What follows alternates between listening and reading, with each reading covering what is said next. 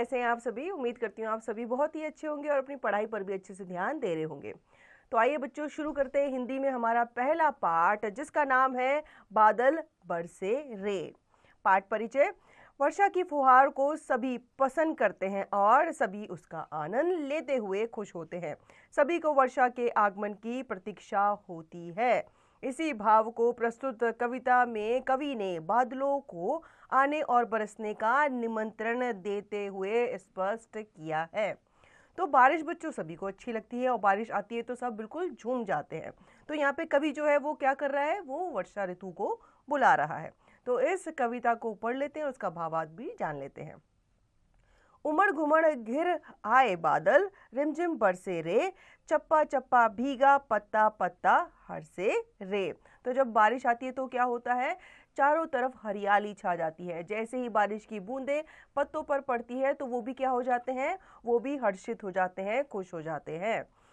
कल ही बोली थी अम्मा, लो चिड़िया धूल निहारती और फौज की फौज चींटियां अंडे लेकर जाती। बरसेगा जब मैं समेटो कपड़े लत्ते रे, बादल बरसे रे। तो अम्मा कल ही कह रही थी कि जो चिड़ियां हैं वो धूल निहारती हुई जा रही है और जो चींटियों की फौज है वो अपने अंडे लेकर के कहाँ जा रही है, अपने घरों में जा रही है। इसका मतलब वो बरसात के आने का संकेत दे रही है। क्योंकि कभी कभी क्या होता है, जितने भी प्रकृति में चेंज होते हैं ना, तो वो जानवरों को, छोटे छोटे जो जीव जंतु होते हैं उनको पहले पता चलते हैं। तो वही वो कह रही है कि जो चिड़ियाँ हैं वो धूल निहारती हुई जा रही है और चींटियों की फौज जो है वो अपने अपने घरों की तरफ अपने अपने अंडे लेकर के जा रही है। तो वो कहती है कि अपने जो कपड़े हैं वो समेट लो, क्योंकि बादल बरसने वाले हैं। लगी झमाझम झड़ी, हो गई लो सूरज की छुट्टी, मौज पेड़ पौधों की हो गई लगी महकने मिट्टी, बूंदे दस्तक देती अंकुर आंखें मलत रे। अब सूरज की क्या हो गई है, छुट्टी हो गई है। क्योंकि आपने देखा होगा जब बादल आते हैं तो सूरज छुप जाता है। तो वो कह रहे हैं कि अब सूरज की ड्यूटी जो है प्रकाश देने की, वो अब खत्म हो गई है। वो किससे गिर गया है, बादलों से गिर गया है। और पेड़ पौधों की क्या हो गई है, मौज होने लगी। और आपने देखा होगा जैसे ही बारिश की पहली बूंद पड़ती है, मिट्टी जो है महकने लगती है, क्योंकि उसमें बूंदे दस्तक देना शुरू कर देती है। झिलमिल बूंदे चली गली में, गल वाहिलियां डाले, आगे चलकर मिली नालियां, उमड़ उठे नाले, कल कल छल छल चले मचल नदियां रे, मिलन रे, नदियों से मिलन रे। तो यहाँ पे जो बूंदे हैं वो झिलमिल करती हुई गली में से होकर गुजरती हैं और आगे जाकर एक नाली बनाती हुई कहाँ मिल जाती हैं, नदियों से मिल जाती हैं।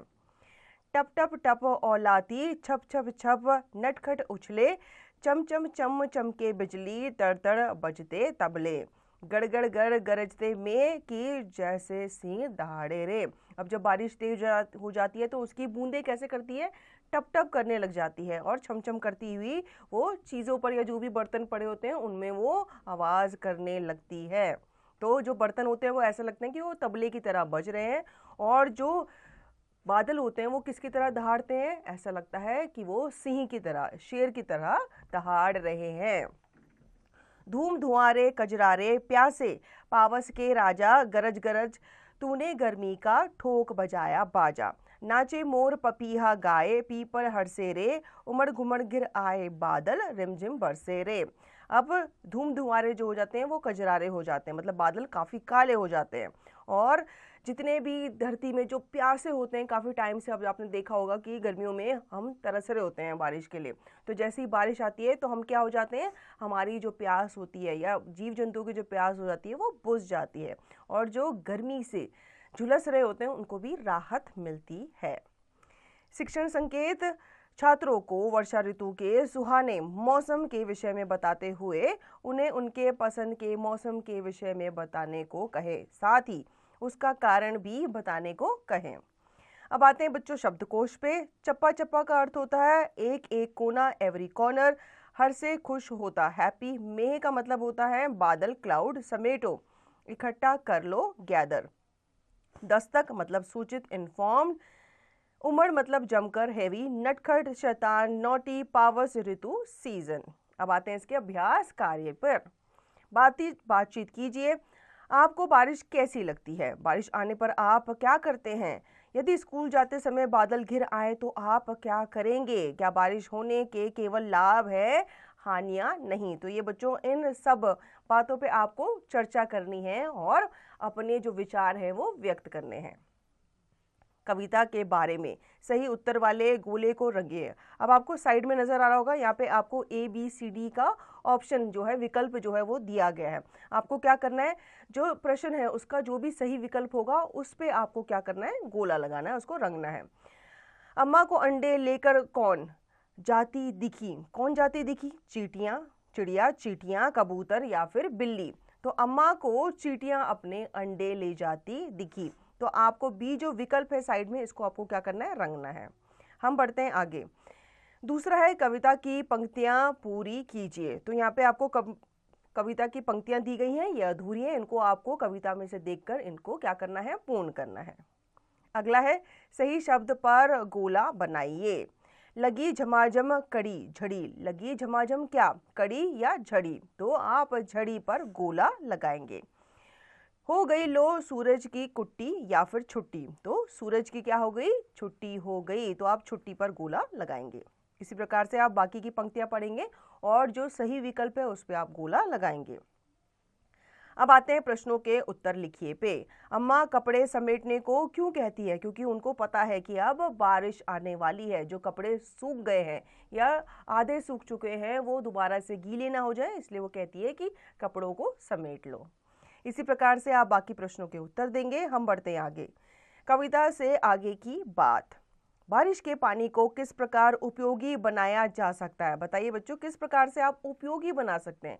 तो इसको आप इकट्ठा कर सकते हैं और इससे आप गमलों में पानी दे सकते हैं, कपड़े वगैरह धो सकते हैं, ठीक है।